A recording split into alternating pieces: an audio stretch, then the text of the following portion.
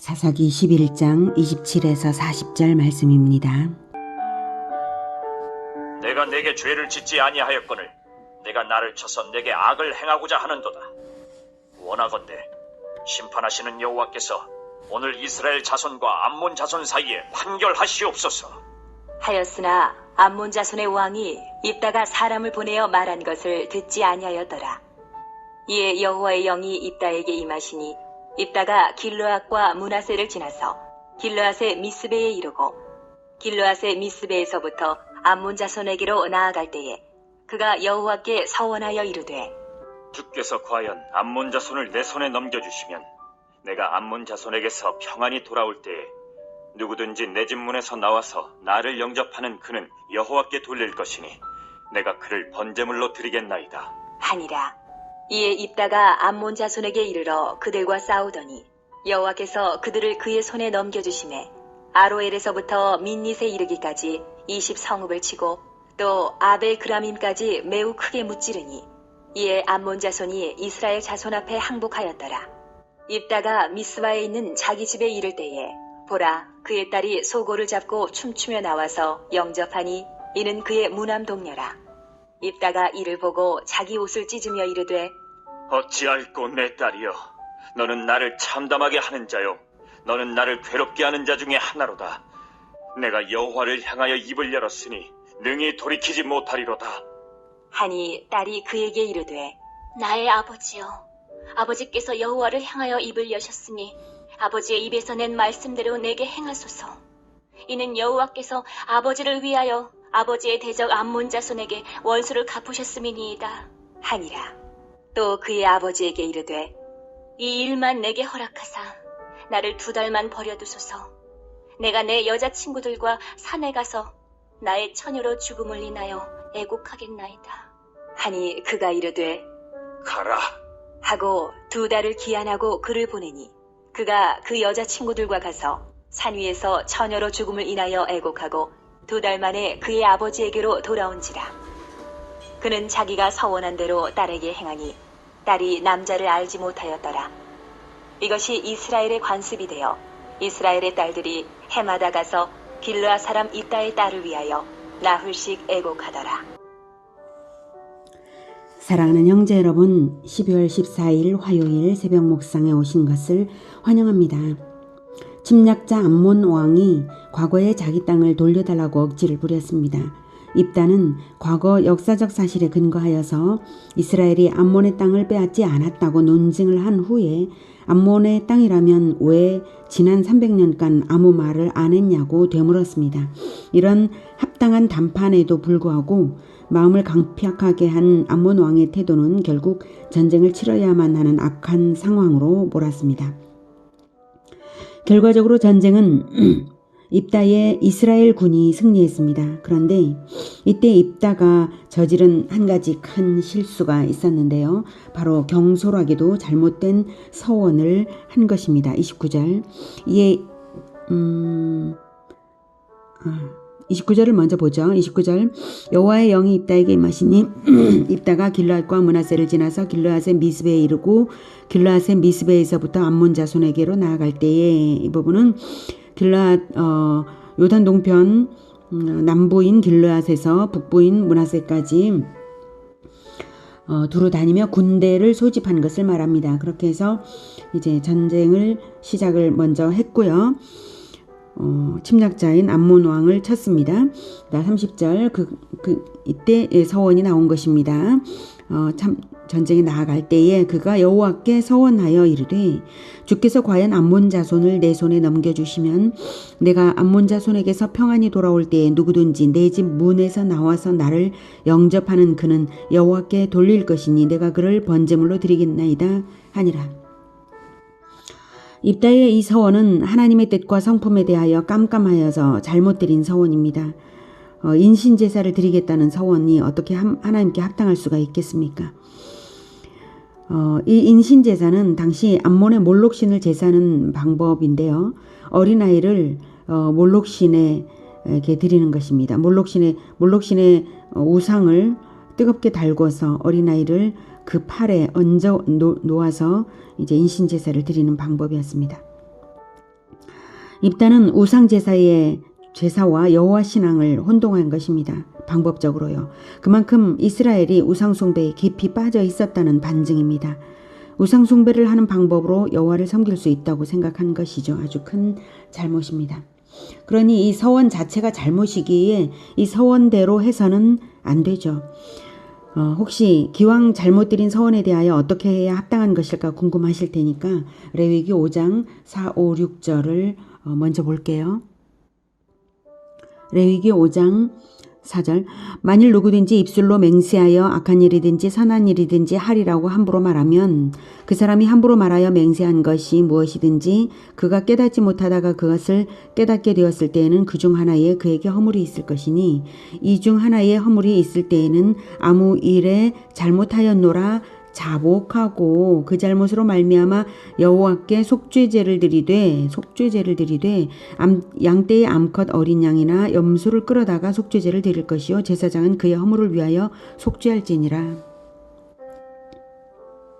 레위기 5장에서는 속죄제를 드리는 부지 중에 죄 네 가지를 이 앞부분에서 말하고 있습니다. 1절부터 쭉 속죄제, 부지 중에 속죄제를 말하고 있는 장입니다. 앞부분의 1, 2, 3, 4절의 부지 중의 죄들은 모두 잘 몰라서 죄의 상태에 빠진 것들입니다. 자기가 어떤 행위를 하지도 않았는데 죄된 상태에 빠져 있는 경우들입니다. 그런데 모두 다 5, 6절에 잘못하였노라 자복하고 속죄제를 드려서 속죄할지니라. 예. 자복하고 속죄제는 대신 다른 것으로 드리는 거죠. 속죄제를 드리고 속죄할지니라가 걸려 있습니다. 레위기 5장은 부지 중에 죄를 속죄하라는 것인데 내가 하지도 않은 일인데 왜 내가 속죄를 받아야 하지 하고 속죄를 해야 하지 하고 속죄를 하지 않으면 어떻게 될까 궁금해지는데요. 그러면 죽음 가운데 있는 것이고 멸망 중에 있는 것입니다. 내버려두면 결국 멸망하니까 꼭 속죄가 꼭 필요하다는 것을 성경이 알려주는 그러한 내용입니다. 자, 그러니 속죄하고 살아라. 예. 너희는 하나님을 알고 회개해서 살아라. 죽음은 속죄제물이 죽게 하라. 이 메시지입니다. 죽음은 속죄제물이 죽을 거니까 너희는 죽지 말고 회개해서 살아라. 이거죠. 진리를 모르면 죽음을 초래하는 죄의 상태에 빠진다는 메시지와 알고 속죄하면 산다는 메시지가 분명하게 있죠. 4절의 경우에는 경솔하게 맹세를 했을 경우에 관한 것입니다. 경솔한 맹세 그 자체가 죄된 상태라는 것입니다. 왜냐하면 악한 맹세라면 당연히 죄가 되고요. 선한 맹세일지라도 그것을 잊어버리면 신실성이 없어서 거짓이 된 것이고요.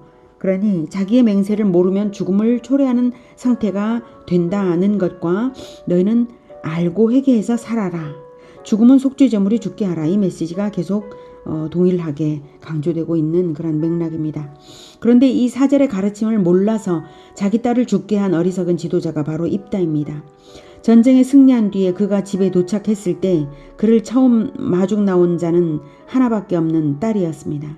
그제서야 자신이 잘못된 서원을 한 것을 깨달았죠. 하지만 이미 저질러진 일을 어이할 곳 한탄할 때에 딸이 말하기를 아버지의 서원대로 하십시오 해서 정말로 번제로 자기 딸을 태워서 드린 것입니다. 사사 입다가 성경을 깊이 알았더라면 레위기 5장 6절에 속죄제를 드리면 될 일이었고요. 5장 6절의 속죄제. 네. 이 속죄제를 드리면 될 일이었고요. 사람을 드린다고 서원할 경우에 금전으로 성소에 속죄금을 드리는 규례가 레위기 27장에 명시되어 있습니다. 예. 그런데 그것조차 입다는 그것을 몰라서 울며 딸을 번제로 드렸습니다. 얼마나 한탄스럽고도 어리석은 일인가요?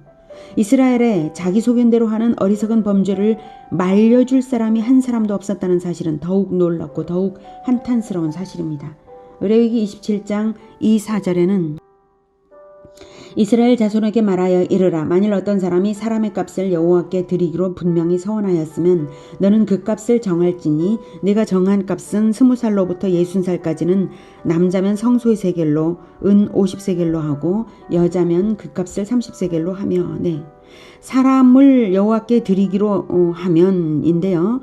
그것이 바로 값이 있다 사람에는. 그래서 사람의 값을 여호와께 드리기로 하면 이런 뜻으로 말을 하고 있는 겁니다. 사람을 드리지 말고 사람의 값을 드려라. 이 뜻이 분명히 여기에 나타나 있습니다. 레위기 5장 6절을 몰랐다 해도 레위기 27장 2절을 몰랐다 해도 이스라엘이 출애굽 때에 모든 초태생을 드리라 명하신 하나님께서 가축들은 생명 그 자체를 받으셨지만 사람은 레위인으로 대속하여서 성전 봉사자로 헌신하게 한 것을 생각해 보면 인신제사 자체를 금지하시는 하나님의 뜻을 알 수가 있습니다. 레위인으로 대속한 것은 결국 예수 그리스도로 대속하는 것으로까지 이어지게 되는 것입니다. 진정한 영원한 레위인은 바로 예수 그리스도이시기 때문이죠. 자, 그것조차 몰랐다 해도 더 거슬러 올라가서 아브라함에게 이삭을 번제로 드리라는 명령은 하셨지만 실제로는 최후의 순간에 중단시키시고 양으로 대속하게 하신 것을 보면 알 수 있습니다. 입다는 성경의 원리를 몰라도 너무 모르는 것입니다. 이스라엘 과거의 역사 자체는 잘 알았던 입다였지만 하나님의 말씀 속에 흐르는 참된 원리, 진리는 몰랐습니다.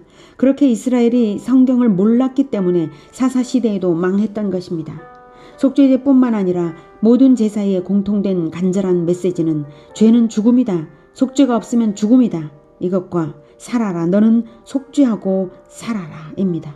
성경 전체가 그것을 말하고 있다고 해도 과언이 아닙니다.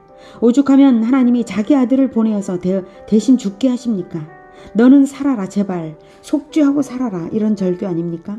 모르면 죄를 짓고 모르면 속죄할 줄도 모르면 망한다는 것입니다. 하나님은 구약 성경에 제사 제도를 주셨지만 사실은 제사 제도를 통해 진정으로 바라신 것은 하나님을 아는 것을 바라셨습니다. 호세아 6장 6절에는 나는 인애를 원하고 제사를 원하지 아니하며 번제보다 하나님을 아는 것을 원하노라. 이렇게 말씀하셨습니다. 사사 입다의 경우를 생각해보면 하나님을 알면 천국이요 하나님을 모르면 지옥입니다. 이스라엘의 사사조차도 그런데 현대세계는 점점 하나님을 잃어버리면서 점점 지옥이 되어가고 있는 것 같습니다.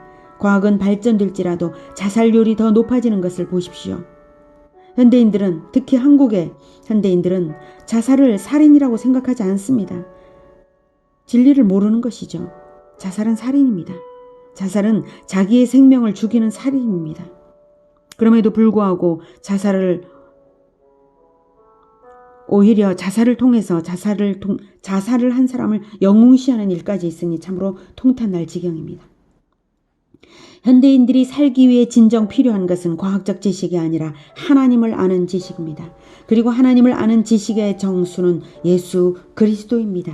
요한복음 17장 2, 3절에는 아버지께서 아들에게 주신 모든 사람에게 영생을 주게 하시려고 만민을 다스리는 권세를 아들에게 주셨음이로소이다. 영생은 곧 유일하신 참 하나님과 그가 보내신 자 예수 그리스도를 아는 것이니이다. 영생은 예수 그리스도를 아는 것이라고 말하고 있습니다. 예수 그리스도를 안다는 것이 무엇인가 하면 성경 전체를 통해 하나님이 그리스도를 가르치고 계신 것을 배우며 사는 것입니다. 누가복음 24장 25, 26, 27절이 그것을 말합니다. 이르시되 미련하고 선지자들이 말한 모든 것을 마음에 더디 믿는 자들이여 그리스도가 이런 고난을 받고 자기의 영광에 들어가야 할 것이 아니냐 하시고 이에 모세와 모든 선지자의 글로 시작하여 모든 성경에 쓴 바 자기에 관한 것을 자세히 설명하시니라. 네. 모든 모세오경을 말하는 거죠. 모든 선지자의 글, 선지서들을 말하는 것이죠. 모든 성경에 쓴 바 자기에 관한 것을 자세히 설명하셨습니다. 예수님께서. 24장 44절부터 48절에도 동일하게 다시 모든 성경을 또 깨닫게 하십니다. 24장 44에서 48절. 또 이르시되 내가 너희와 함께 있을 때에 너희에게 말한 바 곧 모세의 율법과 선지자의 그 글과 시편에 나를 가리켜 기록된 모든 것이 이루어져야 하리라 한 말이 이것이라 하시고 이에 그들의 마음을 열어 성경을 깨닫게 하시고 또 이르시되 이같이 그리스도가 고난을 받고 제3일에 죽은 자 가운데서 살아날 것과 또 그의 이름으로 죄사함을 받게 하는 회개가 예루살렘에서 시작하여 모든 족속에게 전파될 것이 기록되었으니 너희는 이 모든 일의 증인이라. 네, 보십시오. 모든 모세의 율법과 자, 내가 너희와 함께 있을 때에 너희에게 말한 바, 즉 3년 공생애 동안 예수님께서는 제자들에게 다 가르쳤습니다. 무엇을요? 모세의 율법과 선지자의 글과 시편에 예수님에 대하여 기록된 모든 것, 성경 모든 것이 그것입니다. 그래서 성경을 깨닫게 다시 가르쳐 주셨습니다. 예수님을 아는 것이 진정으로 사는 것입니다. 구약 성경 전체가 예수님을 가리키고 있습니다. 예수님은 우리를 살리기 위해 죽으신 영원한 속죄 제물입니다. 그리고 부활로서 우리의 부활을 보장하십니다. 예수님의 이름으로만 속죄가 가능합니다. 예수님의 이름으로 회개한다는 것은 예수님에게 비추어 나를 정결하게 하는 인생으로 산다는 것입니다. 예수님의 인품이 어떠한지 알고 나를 비추어 보며 따르는 것이 진정한 속죄입니다. 성경 전체에 숨겨놓으신 예수님의 모습을 보물찾기 하듯이 날마다 찾으며 예수님의 인격으로 날마다 따르며 예수님을 만나기를 축복합니다. 그것이 진정한 영생입니다. 기도하겠습니다. 하나님, 사람들이 하나님의 말씀 성경을 몰라서 성경을 안다고 하는 자들도 껍데기만 알아서 진정으로 진리를 읽어내지 못하여서 죽어가고 있습니다. 하나님, 불쌍히 여겨주시고 이 성경의 진리를 베풀어 주시옵소서. 세계 만방에 베풀어 주시옵소서. 그리하여 성경을 배우는 자들이 진리를 깨달아서 진정으로 영원한 생명이신 예수 그리스도를 영접하고 예수님의 생명을 날마다 만나서 그 생명으로 살아갈 수 있도록 주님 도와주시옵소서. 주님, 우리를 그 일에 사용하여 주시기를 원합니다. 우리로 하여금 성경을 알고 진리를 알고 그 진리를 베풀어 세상에 빛이 비치게 하여 주시고 살리게 하여 살리는 일에 우리를 사용하여 주시옵소서. 예수 그리스도 이름으로 기도드립니다. 아멘. 이어지는 시간은 개인 기도 시간입니다.